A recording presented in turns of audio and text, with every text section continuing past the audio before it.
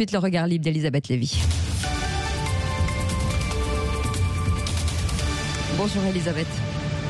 Bonjour Cécile, bonjour à tous. Oui, alors Elisabeth, vous voulez revenir sur l'annonce de Gérald Darmanin de dissoudre le CCIF et vous allez nous dire pourquoi dans un instant, pourquoi vous êtes plutôt contre cette décision.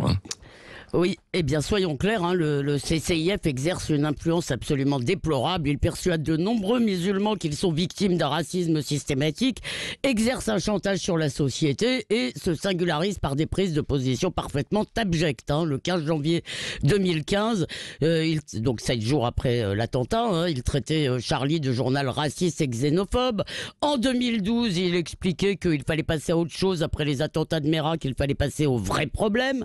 Et en janvier 2020, il écrivait l'islam, il tweetait, l'islam a vocation à régir toutes les sphères de la vie sociale. En France, on mitraille des mosquées et on viole les femmes le jour de l'Aïd. Oui, c'est ça. Oui. Mais ces gens-là ne sont pas très recommandables. Alors, qu'est-ce qui vous pose problème alors ? Dans cette décision, eh bien d'abord parce qu'elle semble un peu, comme l'a dit un petit peu Bruno Retailleau, elle semble largement dictée par la volonté de montrer que l'État agit. Et d'ailleurs, Gérald Darmanin l'a dit, le président veut des dissolutions. C'est un peu la politique du chiffre. Mais surtout, ce qui est bien plus grave, c'est que nous piétinons les principes que nous sommes supposés défendre. Alors bien sûr, on peut critiquer les lois et les changer.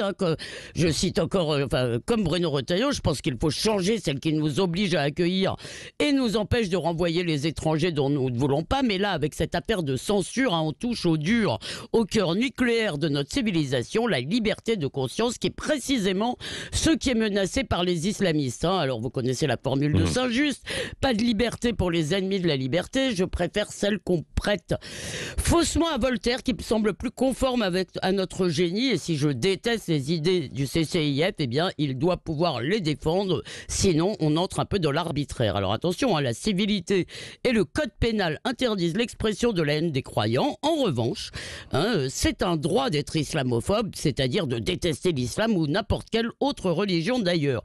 Et c'est aussi le droit du CCIF de s'opposer à ce droit. Bon, alors donc maintien du CCIF, selon vous, on les laisse faire ce qu'ils veulent alors du coup ? Alors, non, alors certainement pas. D'abord, il faut regarder. Il faut d'abord leur infliger le harcèlement judiciaire qu'ils infligent aux autres. Ouais. Au lieu de se saisir à chaque fois que Zemmour lâche un mot trop, eh bien le parquet devrait déclencher l'action publique dès que le CCIF et toutes les autres associations flirtent avec la limite, et ça arrive très souvent. On peut aussi leur envoyer le fisc. Ils ont des fonds qui viennent de Soros. Il y a certainement beaucoup de choses à voir chez eux. Mais surtout, il faut les priver de leur légitimité. Je voudrais rappeler tout de même que cette association qui est aujourd'hui montrée du doigt était la coqueluche du Monde, de France Inter, des Insoumis et de tout un écosystème médiatique et politique qui a accrédité la supercherie de l'islamophobie. Alors au lieu de pleurnicher aujourd'hui sur Samuel Paty, qu'ils arrêtent de faire la courte échelle à nos ennemis, ce sera déjà bien. Et enfin, il faut mettre fin à la complaisance institutionnelle. Marwan Mohamed, le fondateur du CCIF, a expliqué hier sur Europe 1, nous avons d'excellentes relations de travail avec le défenseur des droits et la Commission nationale consultative des droits de l'homme.